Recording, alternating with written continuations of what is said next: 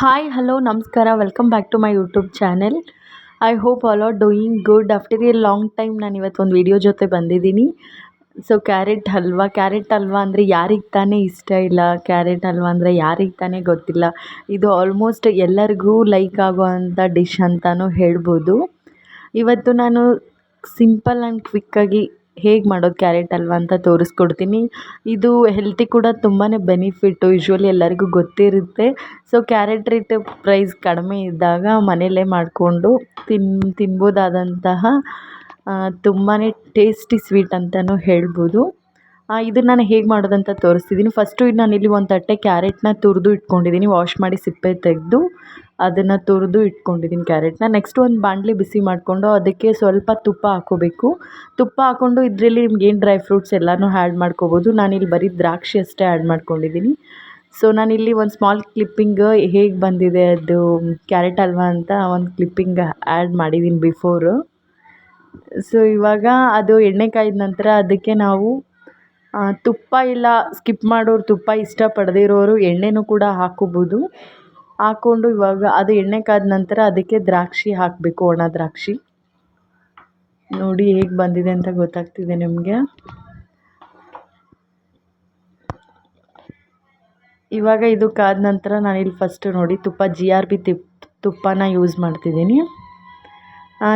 ಇದಕ್ಕೆ ನಾನು ಬಾದಾಮಿ, ಗೋಡಂಬಿ, ದ್ರಾಕ್ಷಿ ಕೂಡ ಹಾಕ್ಕೋಬೋದು. ನಾನು ಅದನ್ನೆಲ್ಲ ಸ್ಕಿಪ್ ಮಾಡಿ ಜಸ್ಟ್ ನಂಗೆ ಅದು ಲೈಕ್ ಆಗೋದಿಲ್ಲ, ಸೊ ದ್ರಾಕ್ಷಿ ಅಷ್ಟೇ ಆ್ಯಡ್ ಮಾಡ್ಕೊಂಡಿದ್ದೀನಿ. ಇದು ತುಪ್ಪದಲ್ಲಿ ನೀಟಾಗಿ ಫ್ರೈ ಮಾಡ್ಕೋಬೇಕು. ಫ್ರೈ ಮಾಡ್ಕೊಂಡ ನಂತರ ಇದಕ್ಕೇ ನಾವು ತುರಿದು ಇಟ್ಕೊಂಡಿರುವಂತಹ ಕ್ಯಾರೆಟ್ನ ಸೇರಿಸ್ಕೋಬೇಕು. ಇದೇ ತುಪ್ಪಕ್ಕೆ ನಾನು ಸ್ವಲ್ಪ ತುಪ್ಪ ಕ್ವಾಂಟಿಟಿ ಕಡಿಮೆನೇ ಹಾಕ್ಕೊಂಡಿದ್ದೀನಿ, ನಿಮ್ಗೆ ಎಷ್ಟು ಬೇಕೋ ಅಷ್ಟು ನೋಡ್ಕೊಂಡು ಹಾಕ್ಕೋಬೋದು. ಇದಕ್ಕೇ ನಾವು ಕ್ಯಾರೆಟ್ನ ತುರ್ಕೊಂಡಿರೋದು ಹಾಕ್ಕೊಂಡು ನೀಟಾಗಿ ಫ್ರೈ ಮಾಡಬೇಕು. ಕ್ಯಾರೆಟ್ ಹಸಿ ಸ್ಮೆಲ್ ಹೋಗೋವರೆಗೂ ನೀಟಾಗಿ ಫ್ರೈ ಮಾಡಬೇಕು ಕ್ಯಾರೆಟ್ನ. ಅದು ಕಲರ್ ಚೇಂಜ್ ಆಗುತ್ತೆ, ಸೊ ಯೆಲ್ಲೋ ಕಲರ್ ಬರುತ್ತೆ. ಸೊ ಅಲ್ಲಿವರೆಗೂ ನೀಟಾಗಿ ಹುರ್ಕೋಬೇಕು ಕ್ಯಾರೆಟ್ನ. ನೋಡಿ ಗೊತ್ತಾಗ್ತಿದೆ ಹೇಗೆ ಅಂತ. ಇದು ಮನೇಲಿ ಮಕ್ಕಳಿದ್ರೆ ಮಕ್ಕಳಿಗೂ ಮಾಡಿಕೊಡ್ಬೋದು, ತುಂಬಾ ಲೈಕ್ ಆಗುವಂಥ ಡಿಶ್ಶು. ಆ್ಯಂಡ್ ಟೇಸ್ಟ್ ವೈಸ್ ಅಂತೂ ಸೂಪರಾಗಿರುತ್ತೆ. ನೋಡಿ ನೀಟಾಗಿ ಮೀಡಿಯಮ್ ಸಿಮ್ಮಲ್ಲಿ ಇಟ್ಕೊಂಡು ಗ್ಯಾಸ್ನ ಮೀಡಿಯಮ್ ಸಿಮ್ ಮಾಡಿಕೊಂಡು ಹುರ್ಕೋಬೇಕು. ಜೋರಾಗಿ ಇಟ್ವಿ ಅಂದರೆ ಕ್ಯಾರೆಟು ಹೊತ್ತೋ ಚಾನ್ಸಸ್ ಇರುತ್ತೆ. ನೋಡಿ ಗೊತ್ತಾಗ್ತಿದೆ ಹೇಗೆ ಹುರ್ಕೋಬೇಕು ಅಂತ. ಒಂದು 10 ಮಿನಿಟ್ಸ್ ಆದರೂ ಇದನ್ನು ನೀಟಾಗಿ ಡೀಪ್ ಫ್ರೈ ಮಾಡ್ಕೋಬೇಕು.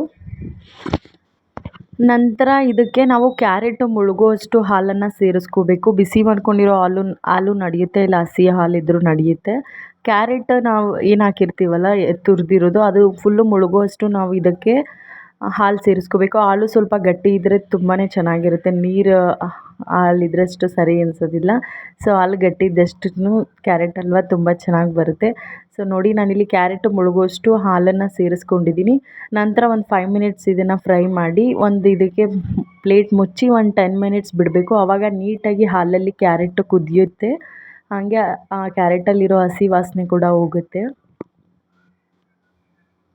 ನೋಡಿ ಈ ಥರ ನೀಟಾಗಿ ಫ್ರೈ ಮಾಡಿ ಇನ್ನೊಂದು ಸ್ವಲ್ಪ ಅದು ಹಾಲೆಲ್ಲ ಹೀರ್ಕೊಂಡಿದೆ, ಸೊ ಇನ್ನೊಂದು ಸ್ವಲ್ಪ ಮಿಕ್ಸ್ ಮಾಡ್ಕೋಬೇಕು. ಎಕ್ಸ್ಟ್ರಾ ಹಾಲು ಹಾಕ್ಕೊಂಡು ಇದಕ್ಕೊಂದು ಪ್ಲೇಟ್ ಮುಚ್ಚಿ ಒಂದು 5 ಮಿನಿಟ್ಸ್ ಬಿಡಬೇಕು.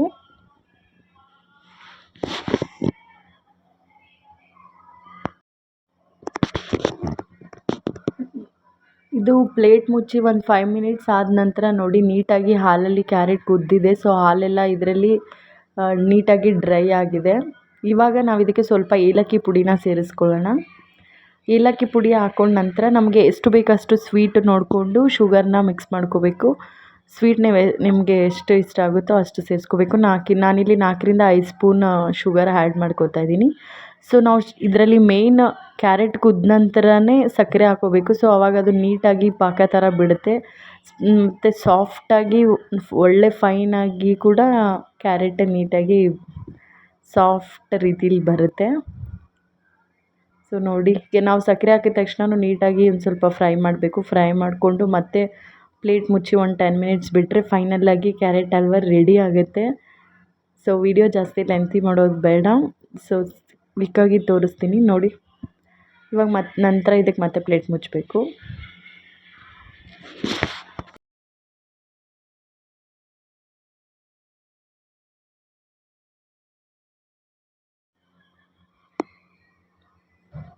ಸೊ ಪ್ಲೇಟ್ ಮುಚ್ಚಿ ಓಪನ್ ಮಾಡಿದ್ದೀನಿ. ಸೊ ಫೈನಲಾಗಿ ಕ್ಯಾರೆಟ್ ಹಲ್ವ ರೆಡಿಯಾಗಿದೆ. ಈ ಥರ ಬಂದಿದೆ. ತುಂಬ ಕ್ವಿಕ್ಕಾಗಿ ಕೂಡ ಮಾಡ್ಕೋಬೋದು, ಜಾಸ್ತಿ ಟೈಮೂ ಬೇಕಾಗಿಲ್ಲ. ಸೊ ಹೆಲ್ತ್ಗೂ ಕ್ಯಾರೆಟ್ ತುಂಬಾ ಇಂಪಾರ್ಟೆಂಟು. ಯಾವಾಗಾದರೂ ಫ್ರೀ ಟೈಮ್ ಇರೋದ್ರಿಂದನೂ ಮಾಡ್ಕೋಬೋದು.